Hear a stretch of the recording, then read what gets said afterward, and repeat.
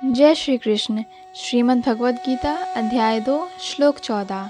मात्रा स्पर्शास्तु कौन्तेय शीतोष्ण सुख दुखदा आगमा पायिनो नित्यास्तांस्ति तिक्षस्व भारत।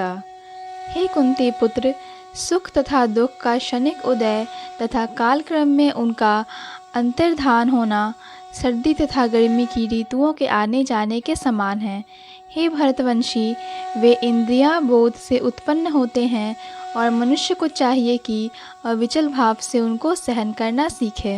अर्थात कर्तव्य निर्वाह करते हुए मनुष्य को सुख तथा दुख के क्षणिक आने जाने को सहन करने का अभ्यास करना चाहिए। वैदिक आदेशानुसार मनुष्य को माघ, जनवरी और फरवरी के मास में भी प्रातःकाल स्नान करना चाहिए। उस समय अत्यधिक ठंड पड़ती है, किंतु जो धार्मिक नियमों का पालन करने वाला है वह स्नान करने में तनिक भी झिझकता नहीं। इसी प्रकार एक गृहिणी भीषण से भीषण गर्मी की ऋतु में मई जून के महीनों में भोजन पकाने में हिचकती नहीं।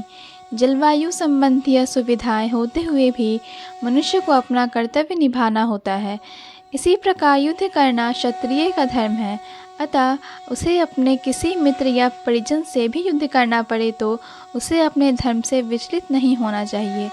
मनुष्य को ज्ञान प्राप्त करने के लिए धर्म के विधि विधान पालन करने होते हैं, क्योंकि ज्ञान तथा भक्ति से ही मनुष्य अपने आप को माया के बंधन से छुड़ा सकता है।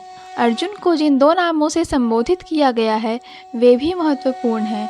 कौन्तेय कहकर संबोधित करने से यह प्रकट होता है कि वह अपनी माता की ओर से संबंधित है, और भारत कहने से उसके पिता की ओर से संबंध प्रकट होता है।